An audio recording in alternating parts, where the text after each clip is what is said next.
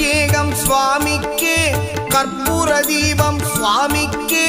ஐயப்பன்மார்களும் கூறிக்கொண்டு ஐயனை நாடி சென்றிடுவார் சபரிமலை